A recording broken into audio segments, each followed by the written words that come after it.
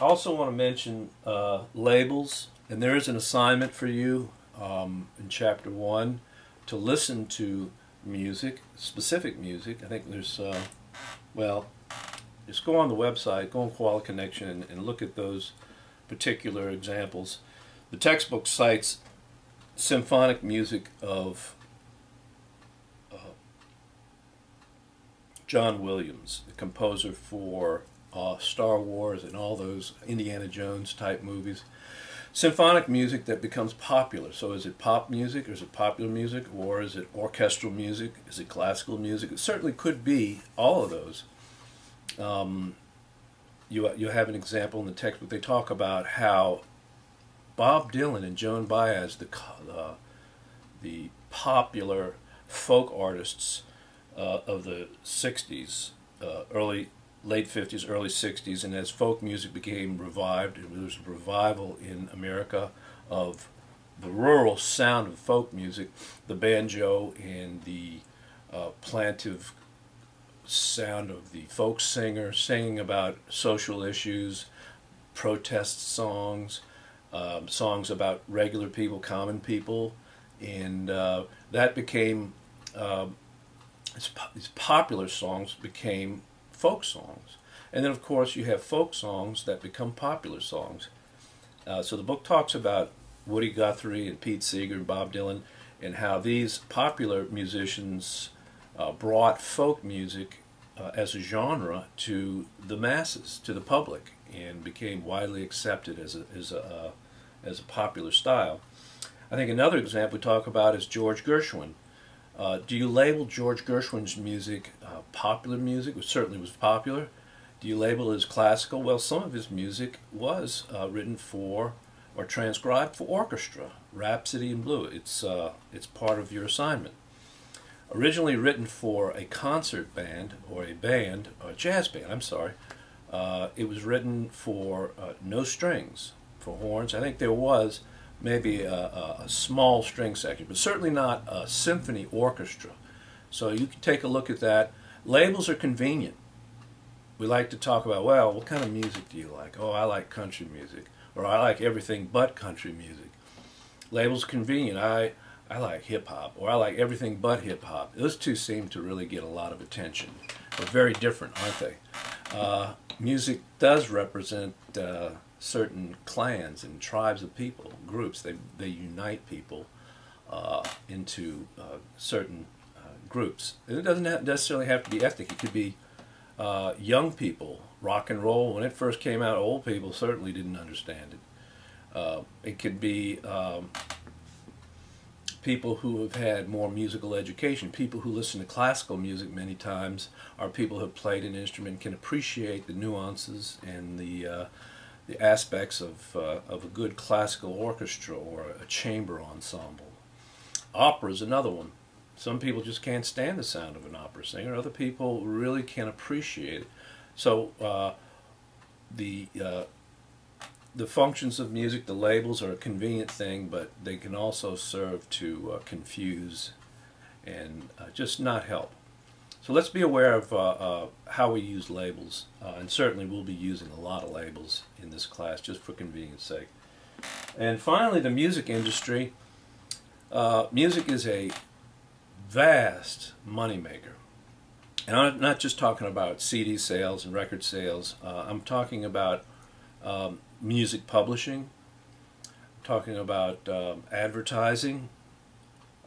The music that's used to sell objects, to sell items to people, and how that's a powerful tool for advertisers to use if they can get people to identify with their product through a particular popular song or music that makes you feel happy. When you go into a grocery store, do you ever notice the music that's playing? Sitting in the dentist's office waiting to get your teeth drilled, how soothing the music can be. When you listen to a movie, if you ever listen to a movie like Predator or Alien, do you notice the sounds? You could hardly even call it music, but yes, it is music to the people who create it. It's a soundtrack. It's the sound of metal against metal. It's the sound of air. It's the sound of doors shutting. It's the sounds that create an ominous atmosphere, as if you knew something is going to happen. The music has a powerful influence on the dramatic action. Music is functional for ceremonies, weddings, certainly marching bands. Marching bands are a big part of American culture, a big part of the military cultures around the world. Also a big part of our football athletic mentality. So pageantry, what else could you call the Olympic ceremonies, the opening ceremony, and what kind of music? Dramatic music, or music that represents a certain ethnic group or country. Music can also be a way for humankind to connect with the divinity, with God. Much music through the past history has been for God, as an offering, or as a way to devote oneself, or to prepare oneself for an experience, a divine experience. This is how people worship. Music can also be intellectual. Music can be stimulating intellectually. You can hear things that in music that you don't necessarily see in mathematical patterns, or maybe you do see in mathematical patterns. Music is not math, but it has mathematical relationships. Music is art. Music, the word aesthetic means, what does it make you feel? When you hear a piece of music, does it make you feel like standing up and being welcomed by your subjects as a king, majestic? Does it make you want to get up and dance? Does it make you want to sit back and reflect on the past, nostalgia, bittersweet? Does it make you fall in love, or feelings of falling in love, emotions? So those are the aesthetics of music. And this is more getting into chapter 2 a little bit, but I did want to talk about that. So we have talked about these items here. Let's go over them again so that we're sure about what we're doing. Can you see that? Mainstream, which is the culture that we live in, and it could be all the way from the 1800s all the way through, because American culture has had a trajectory, has had a course that it's traveled to get us to where we are today, in the mainstream today. We want to listen with a global perspective in the context of the societies and the cultures, the social aspects, who creates the music, who performs it, in what context, who listens. Is the music formal? Is it informal? Is it ceremonial? Music, English-speaking culture, which is the predominant influence in American music. At least it was for many years, centuries. Ethnic diversity within our own culture. We have Latinos. As a matter of fact, somebody taking this class may be from another country. You know, there's a distinct possibility that their mainstream is very different than American mainstream. So they'll have to become Americanized in that sense. They'll have to be assimilated very quickly. So assimilation, to what degree does does immigrant culture assimilate into the mainstream? Isolation, to what degree, like the Native Americans have isolated their music, and that the mainstream isolated Native American music for the most part. There are still some cultures who have isolated themselves in America today. We've talked about context, labels. We've talked about labels in the music industry. Only other thing I would say about the music industry would be copyright laws. Lots of money to be made in writing music for, and we didn't talk about that, for concert band and orchestra.